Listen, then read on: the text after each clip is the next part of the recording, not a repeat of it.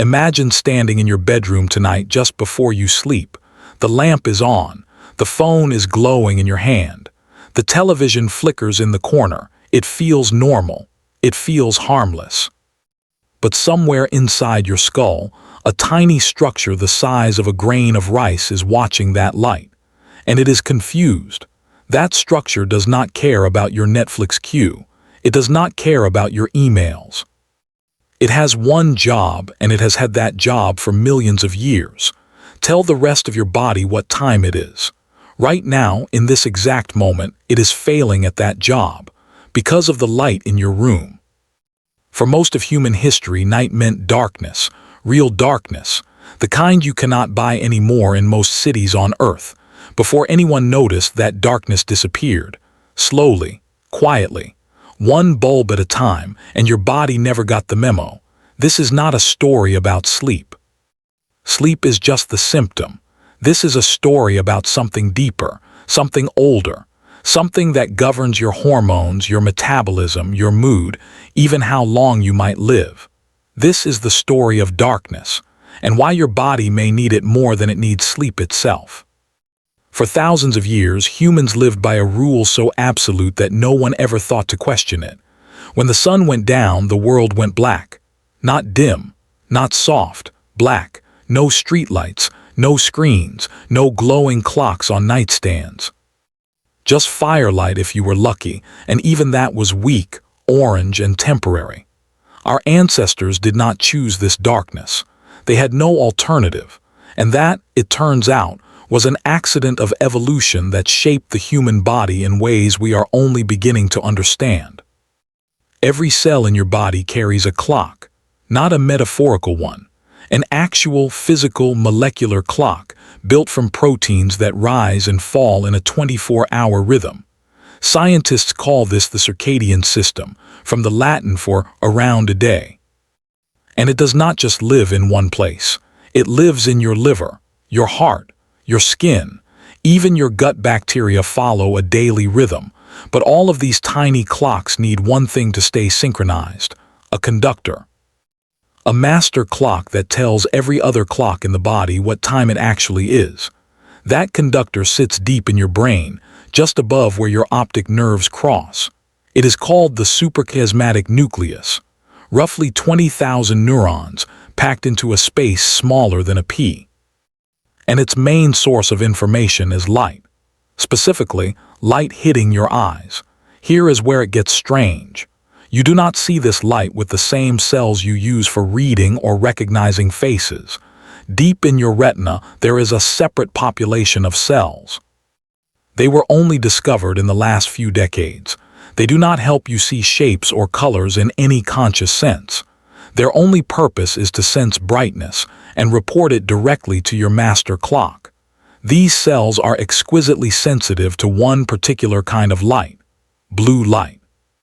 The same wavelength that dominates a clear midday sky. The same wavelength that pours out of your phone screen at 11 at night. When these cells detect blue-rich light, they send an urgent message to the brain. One word, essentially: daytime. It does not matter if it is actually 2 in the morning. Your brain does not check a calendar. It checks the light. And once it believes it is daytime, it makes a decision that will quietly sabotage your entire night. Deep in the center of your brain, behind that master clock, sits a small gland shaped like a pinecone. The ancient Greeks were fascinated by it. Descartes once called it the seat of the soul. We now call it the pineal gland, and its actual job is far stranger than anything Descartes imagined. Every evening, as darkness falls, this gland begins manufacturing a hormone called melatonin. Not to knock you unconscious, as many people assume, but to send a message throughout your entire body.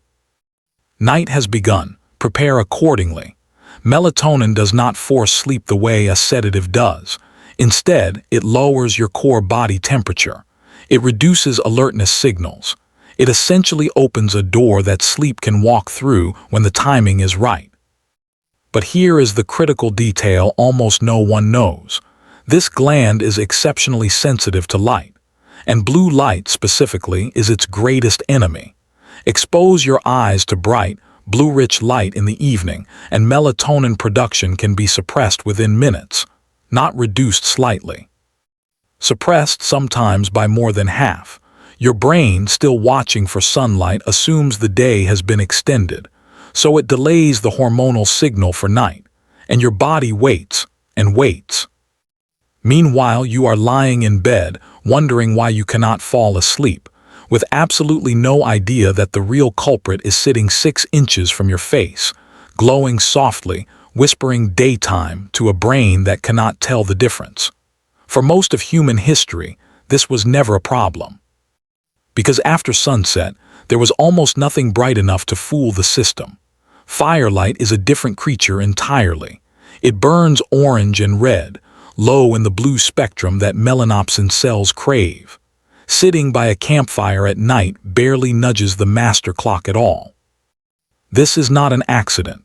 This is exactly the frequency of light our biology expects after dark, because for hundreds of thousands of years, fire was the only artificial light available. Then, in the space of about 2 centuries, everything changed. Gas lamps arrived first, brightening city streets in the early 1800s. For the first time, humans could reliably push activity deep into the night. Factories ran later. Cities buzzed after dark. But the true revolution came in 1879, when a workable incandescent bulb was demonstrated to the public. Suddenly, darkness became optional. It is difficult to overstate how radical this was. For every human who had ever lived before that moment, night had been an uncrossable boundary. Now it was simply a light switch away from irrelevance. Electric light spread astonishingly fast. Within a few decades, entire cities were illuminated after sunset. Factories ran 24 hours. Streets that had once gone black at dusk stayed lit until dawn, and no one asked the obvious question. What happens to a nervous system, fine-tuned over millions of years to expect darkness, when that darkness simply stops arriving? We are still finding out the answer, and some of what scientists have discovered is deeply unsettling. Consider what happens inside a hospital, or inside the body of someone working a night shift. Nurses, factory workers, pilots, and countless others now spend their nights under bright artificial light, and their days trying to sleep behind curtains that block only some of the sun. Researchers have studied these populations for decades, and a consistent pattern keeps appearing. Long-term night shift work is associated with higher rates of metabolic disturbance, disrupted hormone rhythms, and sleep problems that do not resolve even after years on the job. The World Health Organization's Cancer Research Agency has classified shift work involving circadian disruption as a probable carcinogen, a classification based on evidence from both animal studies and patterns seen in long-term night shift workers. Scientists are still working to fully untangle exactly which mechanisms drive this risk. Think about that for a moment. Not the chemical in the factory, not a virus. The absence of darkness, arriving at the wrong biological moment, appears able to disturb the body at a level connected to disease risk. This is not science fiction. This is a suspected consequence of removing a rhythm that every human body evolved to expect. But you do not need to work a night shift for this system to misfire. You just need a bedroom. Picture the average evening in a modern home. Overhead lights blazing well past sunset. A television throwing blue-white light across the room. A phone screen inches from someone's face, scrolled through in the dark, which paradoxically makes the effect stronger, because the pupil dilates wider to let in more of that light. Every one of these sources contains a heavy dose of blue wavelength light. Every one of them is, biologically speaking, whispering the same false message to your brain. Stay awake. It is still day. Researchers studying evening light exposure have found that reading on a light-emitting device before bed, compared to reading a printed book, delays the timing of melatonin release, reduces total melatonin produced, and pushes the body's internal clock later.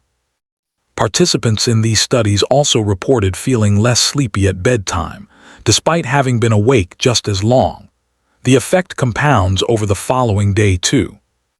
Melatonin normally tapers off gradually toward morning, but participants whose evening melatonin was suppressed also showed reduced alertness the next day, a kind of biological hangover from a single night of mistimed light.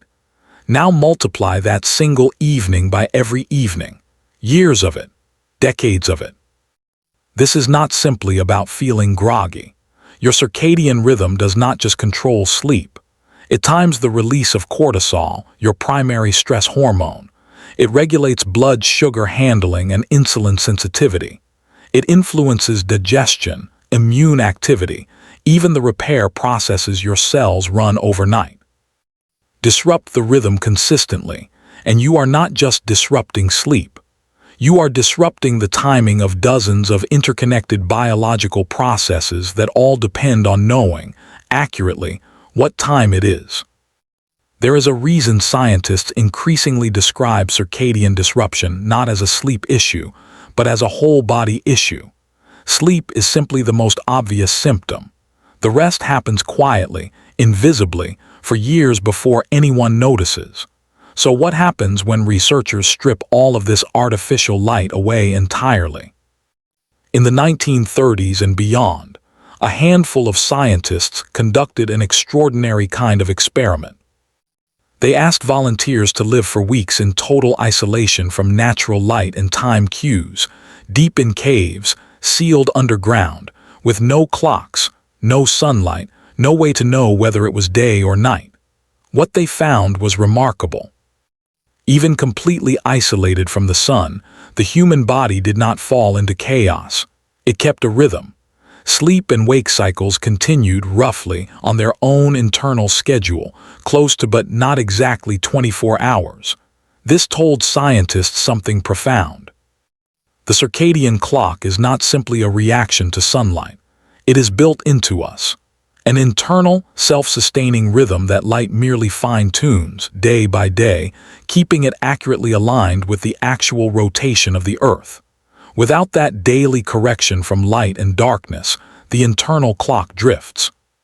Slowly, but it drifts, which means the light and darkness cycle is not decoration. It is calibration. Essential, ongoing calibration, without which the entire system slowly falls out of sync with the world outside. This is precisely what makes modern artificial light so disruptive. It is not just adding light where there should be darkness.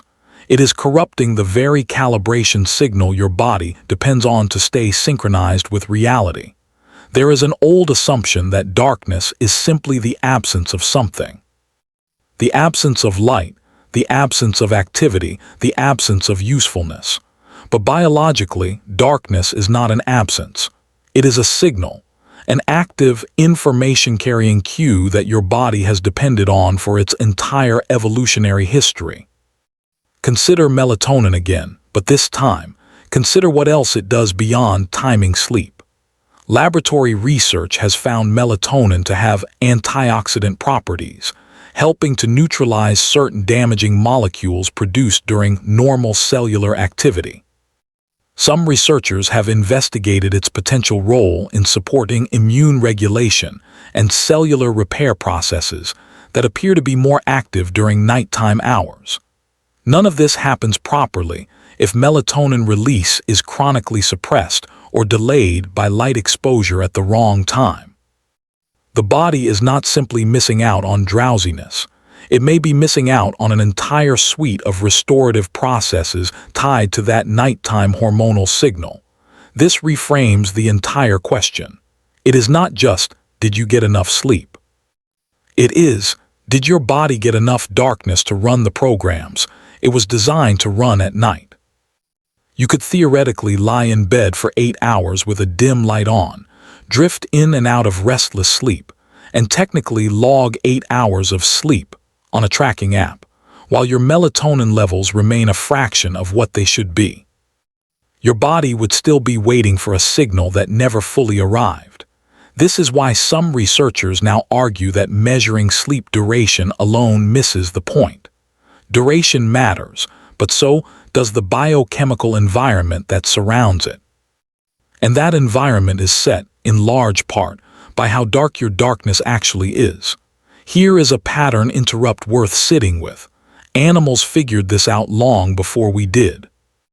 Nocturnal predators evolved eyes built for near-total darkness, but even they rely on cycles of true night and true day to regulate breeding, migration, and hunting behavior. Many bird species time their migrations partly using natural light cues, and researchers have found that artificial light along migration routes can disorient birds badly enough to alter flight paths, sometimes fatally, drawing them into brightly lit cities where they collide with buildings. Sea turtle hatchlings instinctively crawl toward the brightest horizon after emerging from their nests, a behavior that reliably led them to the moonlit ocean for millions of years. Now, artificial lighting along developed coastlines can pull hatchlings toward roads and parking lots instead of water, with devastating consequences documented by conservationists working these beaches. These are not isolated curiosities. They are demonstrations of the same underlying principle playing out across the animal kingdom. Darkness is not an inconvenience nature tolerates. It is an instruction manual nature depends on.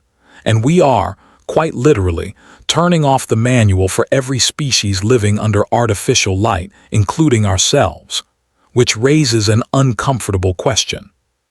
If a sea turtle can be catastrophically misled by porch lights along a beach, what exactly do we think is happening inside a human nervous system bathed in screens every single night?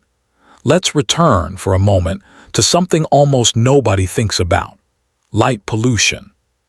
Satellite data compiled by researchers studying artificial night sky brightness has shown that a significant portion of the world's population now lives under skies too bright to see the Milky Way with the naked eye. In some regions, the majority of people have never experienced true, unpolluted darkness in their entire lives. This is presented culturally as a triumph. Cities that never sleep, skylines that glow, convenience without limits, but your circadian biology does not experience convenience. It experiences light. And it responds to that light exactly the way it has for millions of years, regardless of whether that light comes from a fire, a lamp, a phone, or an entire illuminated skyline outside your window. There is something almost poetic about this. We built electric light to conquer the night. And in doing so, we may have quietly disrupted one of the most fundamental rhythms our bodies have ever known. Let's slow down and ask the deeper question underneath all of this. Why would evolution build a system this sensitive in the first place? Why would darkness matter so much? The answer seems to lie in prediction. Your body cannot see the future, but it can prepare for it if it knows roughly what is coming. A rising cortisol level before dawn primes you for wakefulness before you even open your eyes. A rising melatonin level before bed begins lowering your core temperature and slowing digestion, preparing your body for rest before you consciously feel tired. This predictive system only works if the signals arriving from the environment are honest. Light means day is coming or day is here. Darkness means night is coming or night is here. For nearly the entire span of human evolution, these signals were completely reliable. Now, for the first time in that immense evolutionary history, the signals can be faked. A bedroom lamp can convince a brain that dawn has already broken. A phone screen at midnight can convince a brain that the sun never set at all. Your biology has no built-in defense against this deception, because it never needed one before. Nothing in your evolutionary past required you to distrust light. Light was always telling the truth. This is, in a strange way, the story of a very old, very trusting system meeting a very new, very deceptive environment. And the mismatch between the two may be quietly shaping health outcomes that scientists are only beginning to fully map. So what does true, restorative darkness actually look like, biologically speaking? It is not simply switching off the overhead light while a television still glows across the room. It is not simply closing your eyes while a streetlight leaks through thin curtains. True darkness, the kind your circadian system evolved to expect, is close to absolute, deep enough that your eyes struggle to make out shapes even after they adjust. Researchers studying sleep environments have consistently found associations between lighter bedrooms and poorer sleep quality, including more nighttime awakenings and lighter, more fragmented sleep stages. Even relatively dim light, far dimmer than a bedside lamp, has been shown in laboratory studies to measurably suppress melatonin in some individuals. This does not mean you need to live in a cave. It means the modern assumption that a little light at night is essentially harmless may not hold up as well as we once believed. This has led, in recent years, to a booming market for a very specific product. Blue light blocking glasses, marketed as a quick fix for exactly the problem we have been describing. Do they work? The honest answer is more nuanced than most advertising suggests. Some studies have found that wearing amber or orange-tinted lenses in the evening can help preserve melatonin levels compared to wearing no glasses at all, particularly when screen use continues late into the night. Other research has found more modest effects, especially when overhead room lighting remains bright regardless of what is on someone's face. The deeper lesson here is not about a specific product. It is about the underlying principle those glasses are trying, imperfectly, to imitate. The goal is not really about blocking a screen. It is about recreating something closer to firelight in the hours before sleep, whatever method achieves that most reliably in a given home. Dimming actual room lights tends to matter just as much as, if not more than, what is happening on a screen. A bright overhead bulb can undermine melatonin just as effectively as a phone, glasses, or no glasses. There is another piece of this puzzle that rarely gets mentioned alongside light, and it deserves attention here: temperature. Just as melatonin release helps prepare the body for sleep, it also triggers a modest drop in core body temperature, and researchers have found this temperature dip is closely tied to the ease of both falling asleep and staying asleep through the night. A cooler sleeping environment appears to work in tandem with darkness, reinforcing the same physiological shift rather than fighting against it. This is worth mentioning because darkness and temperature turn out to be old evolutionary partners. Long before electric light or climate control existed, nightfall reliably brought both a fall in ambient light and a fall in ambient temperature at the same time. Your body seems to have wired its sleep systems around that combined signal, not light alone. Modern bedrooms often break this pairing apart. Heating systems keep rooms uniformly warm through the night, while lamps and screens keep them artificially bright. Two ancient cues, once perfectly synchronized, now frequently contradict each other, each one working against the signal the other is trying to send. None of this is meant to suggest sleep is some fragile, unattainable state, ruined by a single lit hallway or a warm blanket. Human bodies are remarkably adaptable, and small imperfections rarely matter much on any single night. What matters is the pattern, repeated night after night, year after year, quietly shaping a rhythm that either supports the body or works gently against it. There is a kind of quiet irony here. We spent millennia trying to escape the dangers and limitations of darkness. Fire, then candles, then gas lamps, then electric light, each one a genuine triumph of safety and progress. Nobody sensible wants to return to a world without light. But somewhere in that long march toward brightness, we may have forgotten to ask what we were trading away. Darkness was never the enemy. It was the other half of a rhythm our bodies had run for longer than any city has existed. There is a reassuring layer to all of this too, and it deserves just as much attention as the warnings. Because unlike so many modern health disruptions, this one has a strikingly simple countermeasure. Darkness is free. It requires no prescription, no device, no subscription. It requires only the willingness to turn things off.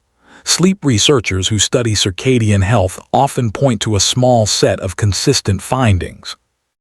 Getting bright light exposure earlier in the day helps anchor the internal clock more firmly, making it more resistant to disruption later at night. Dimming lights in the hours before bed allows melatonin to rise on something closer to its natural schedule. And a genuinely dark sleeping environment appears to support deeper, more consolidated sleep than a dim one. None of this requires perfection. It requires awareness. Awareness of a signal your body has been reading for its entire existence, one that modern life has quietly been jamming without your permission. Think back to that bedroom from the very beginning. The lamp, the phone, the flickering television, nothing sinister, nothing anyone would think twice about. Now imagine that same room an hour before bed gradually dimming, the overhead lights switched off, the screen set aside. Only a small, warm light remaining, low and orange, closer to firelight than daylight. Somewhere behind your eyes, that small pinecone-shaped gland begins its work, undisturbed for the first time in years. Melatonin rises, unhindered on schedule. Your master clock, watching the true absence of blue light, finally receives the honest signal it has been waiting for. Night has arrived, and this time your body believes it. This is not a story about giving something up. It is a story about giving your body back something it has been evolved to expect since long before the first fire was ever lit. Not just rest, not just sleep, darkness, the other half of the rhythm we forgot we ever needed. And somewhere tonight, in millions of bedrooms lit by screens and lamps and glowing clocks, that ancient signal is still waiting, patiently, in the dark where it has always belonged. But before we return there, there is more to this story, because darkness does not work alone. It has a partner, and understanding that partner changes everything about how we think about the night. That partner is daylight, real, bright, outdoor daylight, and the strange truth is this. Some of the people struggling most with darkness at night are also failing to get enough true brightness during the day. Here is why that matters. Your master clock does not simply respond to the presence or absence of light. It responds to contrast. A sharp, dramatic difference between bright day and dark night is what keeps the internal rhythm strong and well anchored. Modern indoor life often flattens that contrast on both ends. Daytime is spent under office lighting that measures a fraction of true outdoor brightness, sometimes less than 1% of the light intensity found outside on a cloudy afternoon. Nighttime, meanwhile, is spent under lamps and screens far brighter than true darkness. The result is a signal that has lost its sharpness. Day no longer looks dramatically different from night, at least not to the cells in your eyes responsible for reading that contrast, and a blurry signal produces a blurry rhythm. This is one reason researchers studying circadian health increasingly emphasize morning light exposure, not just evening darkness. Getting outside within the first hour or two after waking, even on an overcast day, delivers a burst of brightness that helps set the master clock firmly for the day ahead. Think of it as tightening both ends of a rope. Bright mornings pull the clock one direction, dark nights pull it the other. Together, they create tension, structure, a rhythm strong enough to resist the small disruptions that inevitably creep in. Without that morning anchor, the evening signal has to work even harder and often fails to compensate on its own. There is a hormone worth mentioning here, one that works almost like melatonin's opposite number: cortisol. Most people associate cortisol purely with stress, and it certainly plays that role. But cortisol also follows a strong daily rhythm, entirely independent of any stressful event. It rises sharply in the 30 to 45 minutes after waking, a phenomenon researchers call the cortisol awakening response, and this surge helps mobilize energy, sharpen alertness, and prepare the body for the demands of the day. This rise is partly triggered by light. Morning brightness striking the eyes appears to help drive and reinforce this natural cortisol surge, giving the body a clear, energizing signal that day has begun. When mornings are spent indoors under dim artificial light, that signal weakens. Some people compensate with caffeine, chasing an alertness that light itself was supposed to provide for free. And when cortisol's rhythm is thrown off, evening melatonin release can be affected too, because these two hormonal systems are deeply intertwined, each helping regulate the timing of the other. Disrupt one end of the seesaw, and the other end tips as well. This is the hidden cost of a life lived mostly indoors, under artificial light day and night. Not just poor sleep, a muted, flattened version of the sharp biological rhythm your body was built to run on. Now consider what happens when this entire system gets suddenly and violently disrupted. Not gradually, over years of dim mornings and bright evenings, but all at once. Anyone who has flown across several time zones knows the feeling. Exhausted at the wrong hours, wide awake at 3 in the morning, hungry when no one else is eating. This is jet lag, and it is essentially a real-time demonstration of a circadian system that has lost its bearings. Your master clock does not instantly adjust to a new time zone just because a plane landed. It has to be recalibrated, gradually, primarily through new patterns of light and darkness in the new location. Depending on how many time zones were crossed, this recalibration can take the better part of a week.